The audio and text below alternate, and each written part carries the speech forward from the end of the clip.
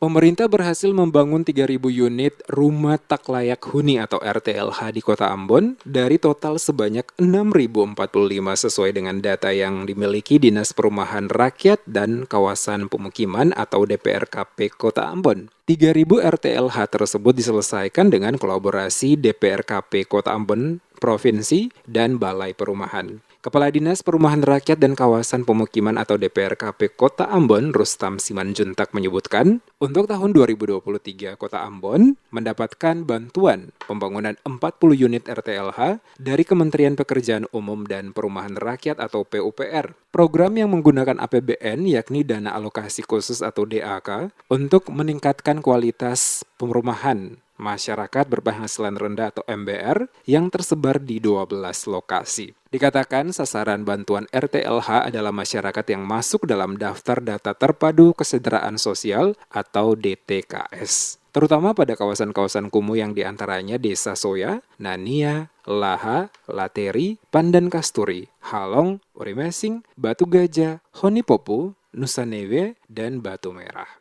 Diakui untuk menyelesaikan permasalahan RTLH, pemerintah Kota Ambon tidak dapat melakukannya sendiri, tetapi membutuhkan semua pihak dalam hal ini pemerintah pusat maupun pemerintah Provinsi Maluku. Simanjuntak berharap dengan adanya bantuan yang diberikan baik dari pemerintah pusat maupun pemerintah Provinsi Maluku, permasalahan RTLH di Kota Ambon secara perlahan bisa teratasi. Terkait dengan rumah tidak layak huni di Kota Ambon ini, kalau sesuai dengan data BPS itu kan ada 12.000 lebih.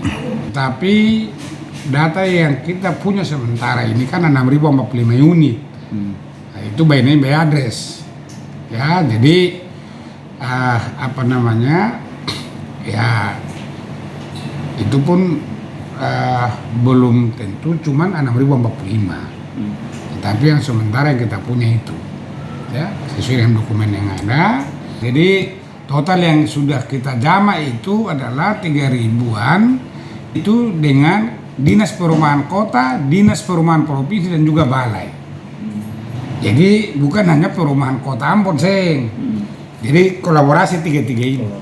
Diketahui rumah tidak layak huni atau RTLH adalah rumah yang tidak memenuhi persyaratan keselamatan bangunan, kecukupan minimum luas bangunan, dan kesehatan berpenghuni. Program bantuan stimulan perumahan swadaya atau BSPS diberikan kepada masyarakat yang tidak mampu. Bantuan tersebut juga berupa bangunan rumah layak huni. Tidak hanya berdasarkan nama dan alamat atau by name, by address, bantuan rumah tidak layak huni juga melakukan setiap tahapan sesuai dengan prosedur untuk tetap dijadikan prioritas. Beberapa kriteria penerima program BSPS antara lain WNI, memiliki atau menguasai tanah dengan alas hak yang sah, belum memiliki rumah atau memiliki dan juga menempati satu-satunya RTLH, belum pernah memperoleh BPRS atau bantuan pemerintah untuk program perumahan, penghasilan kurang dari UMK atau kabupaten, serta adanya swadaya dan membentuk KPB.